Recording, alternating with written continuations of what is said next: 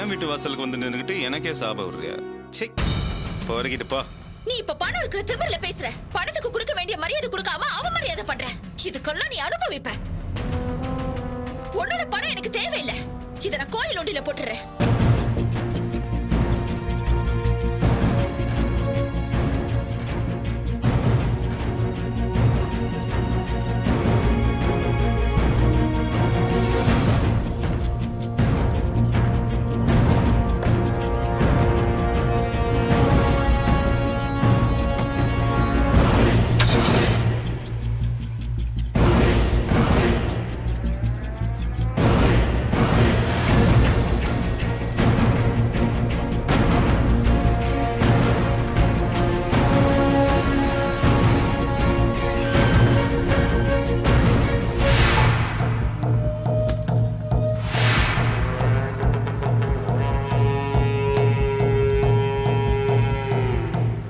என்ன செல்வம், திடீர்னு ஃபோன் பண்ணி ஆபீஸ்க்கு வான்னு கூப்பிட்டுருக்க?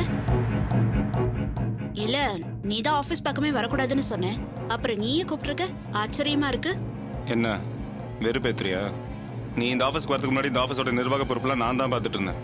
நீ வந்ததுக்கு அப்புறம் தான் மொத்த பொறுப்பும் உன் கண்ட்ரோலுக்கு வந்துச்சு. அதுக்கப்புறம் எவனை எது கேட்டாலும் சரி, எல்லாம் நந்தினி மேடம் தான் கேட்கணும்னு சொல்றான். பெரிய டார்ச்சரா இருக்கு. அதான் உன்னை வர சொன்னேன். பார், இதுக்கு மேல இந்த கம்பெனில நீயும் மற்ற ஸ்டாஃப் மாதிரி தான். ஒரு மேனேஜர் ஒரு ஜேஎம்டிக்கு என்ன தெரியணுமோ, எவ்வளவு கண்ட்ரோல் இருக்கணுமோ அவ்வளவுதான் உன் கண்ட்ரோல், அவ்வளவுதான் உன் லிமிட். புரிஞ்சுதா? அது மட்டும் இல்ல, இதுக்கு மேல கம்பெனி சம்பந்தப்பட்ட எல்லா முடிவுகளையும் நான் தான் எடுப்பேன். புரிஞ்சுதா? பிசினஸ் பேசுறது, இந்த சூப்பர்வைசரா இருக்கட்டும், இல்ல ஏஜென்டா இருக்கட்டும், இல்ல யாரா வேணாலும் இருக்கட்டும், எல்லாத்தையும் நானே பாத்துக்கிறேன். கம்பெனியோட அட்மினிஸ்ட்ரேஷன் மட்டும் தான் உன்னோட வேலை. ஓகே செல்வம், நம்ம ஆபீஸ் ஸ்டாஃப் கிட்ட பேசினா உனக்கு எந்த காம்ப்ளெக்ஸும் வராது, அப்படிதானே? தேவையில்லாத கேள்வியெல்லாம் கேட்டுட்டு இருக்காது. புரிஞ்சுக்கோ. போ, உன் சீட்ல போய் உட்காரு.